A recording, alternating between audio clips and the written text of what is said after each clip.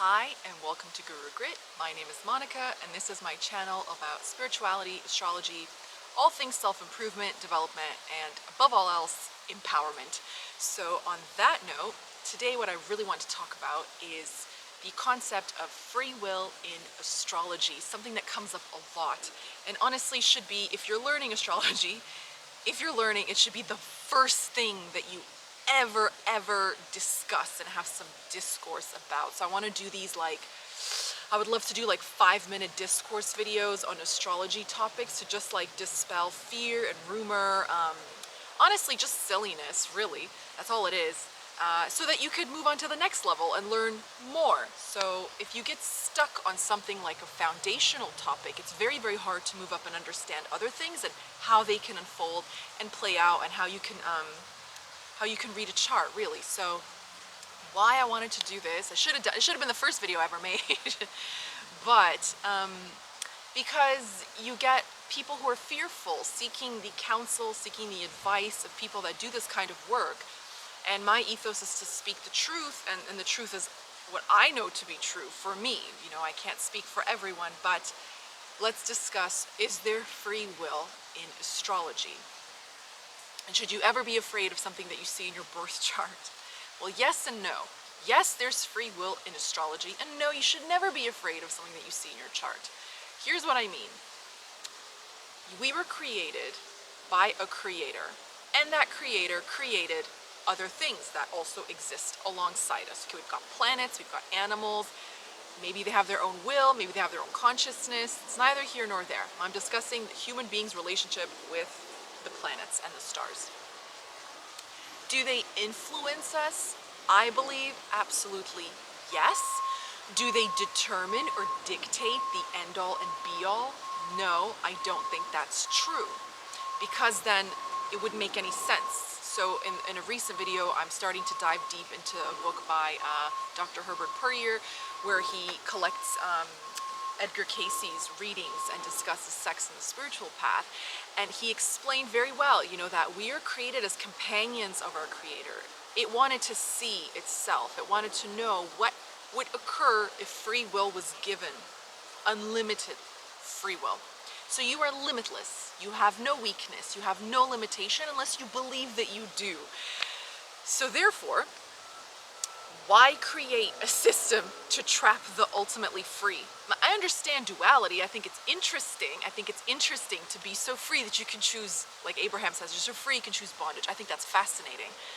But the planets don't do it to you. They only do to you what you think is going to be done to you. So if you went to an astrologer who said you'd never get married, and you heard that when you were 16, then you never got married, and you said they were right, I never got married. I mean, had you never gone or heard that, or you went and they said you'll be married when you're 35, then you're like, they were right, I got married when I was 35. I would always wonder if that happened because you heard it or not. So you have to think about it that way. So free will exists because our divine creator said that it will, and so it does. So you can override aspects in a chart, you can override aspects in synastry, you can override the whole of astrology if you've never heard of it. There are some things that are just predetermined because your soul had an intention before you were incarnated. That's fine. Like, I was going to be tall, not as tall as I should have been. I kind of have a complex about that. I should have been between like 5'10" and 5'11", and I'm not. And you know, I'm gonna have brown eyes. My parents are my parents. I'm born this place at that time, at that exact minute. Fine, no problem. I wanted to learn XYZ lessons. I signed up for that. You choose everything in your chart. Nothing is done to you. So if you look at your chart and you go, oh, Moon in Capricorn, and you're like upset about it, don't victimize yourself. Nothing was done to you. You chose that debilitated Venus, you chose that debilitated Jupiter, whatever the case may be. It's what you do with it though. And isn't it so much more fun to override those things and say, hey, I did this. It's so fun. It's so fun. If you have a debilitated Jupiter, doesn't mean that you'll ever be rich. You'll just get rich in other ways. It's fun figuring that out. So in any case, don't use astrology to beat yourself up. It's like a blueprint for your potential. It shows potential. It really shows potential.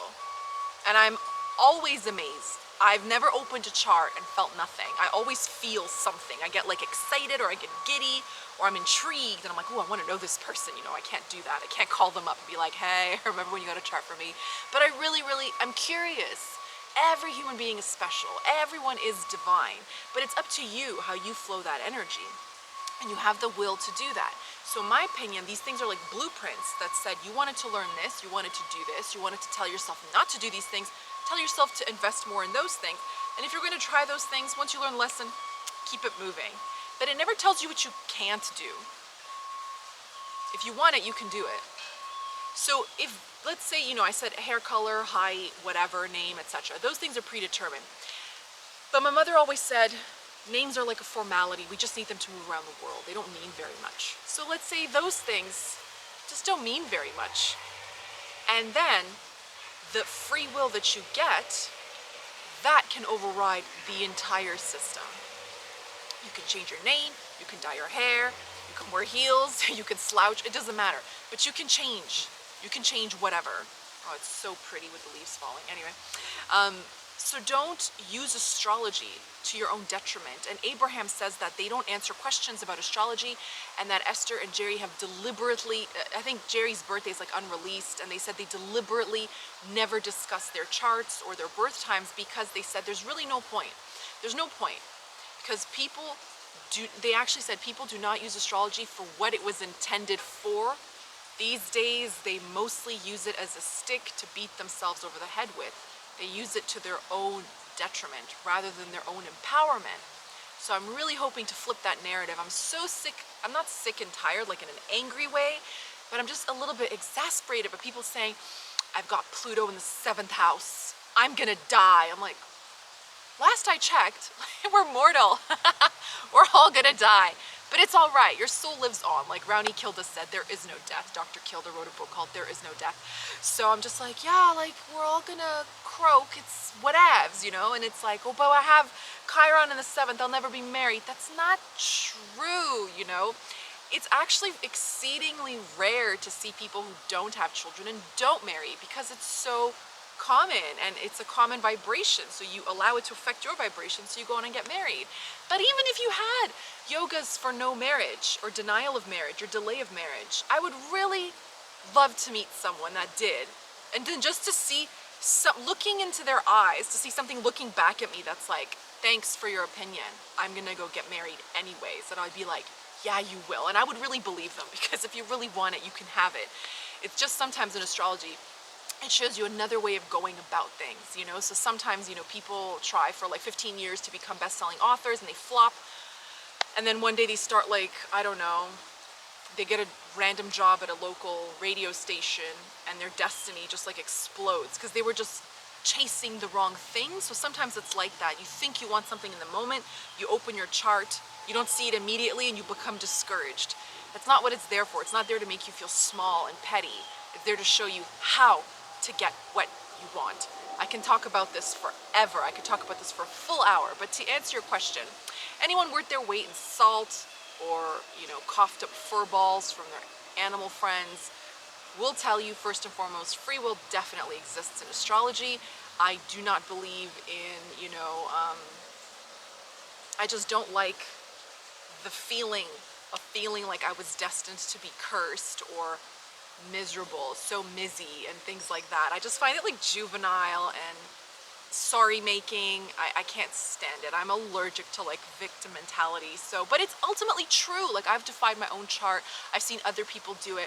In synastry, I know, you know, very happily married couple for decades who just have, I want to say they don't have good synastry or trash synastry. They have like no synastry, you know what I mean? But they never look. They don't care. They live in the moment. So if you live in the moment, and like I mentioned in my previous video about sex and the spiritual path, you do not misuse your creative energy. So if you like astrology and you pour thought and emotion into how something isn't working out for your favor, you're misusing your own creative ability. So therefore the chart or the maker or the world, why, it has no incentive to prove you wrong. It's gonna say, yes, you're right. Your Venus is garbage. Wah, wah, you know? Just start to hype yourself up. Look at what does work out for you in a chart, and then start, or just don't look at them at all. If it really bums you out, don't look at any charts at all. take a break or quit. Seriously, don't do it. It's not worth a single day of being miserable. It's not worth not being joyful. Just empower yourself. And if that's too much of a leap, leave it alone altogether. But to answer your questions, yes, free will, it definitely exists. You can even see it in a chart. Actually, you can see very willful people. Yesterday I had a client, you know, first lord in the third lord in the first can make someone have immense willpower. You know, strong Mars aspects, like maybe Mars is the 8th lord in the first house. Okay, that comes with some things, but that person can be very intense, you know, or the 8th lord in the first house can be very intense. First lord in the 8th house can be very authentic and very like powerful and power-seeking person, and they will just decide, like, you don't tell me what I can and can't do. I'm gonna do what I want anyway, you know. Debilitated moons, always good people to focus. Hopefully they're focused the right way, but you can certainly measure that. You know, you can measure emotional intelligence from the 4th house, aspecting the 8th house if they're happy, if they're willing to be happy, if they're willing to be trustworthy and kind to themselves and to life, and how that unfolds for them. So there's different ways to measure these things, and ultimately, you just have to believe it. If you believe something, then nothing can really touch you. You know, nothing can be taken from you, nothing can happen to you. You're just untouchable. But if you use astrology to look at all the ways that you're vulnerable, then that's all you evoke. You evoke vulnerability.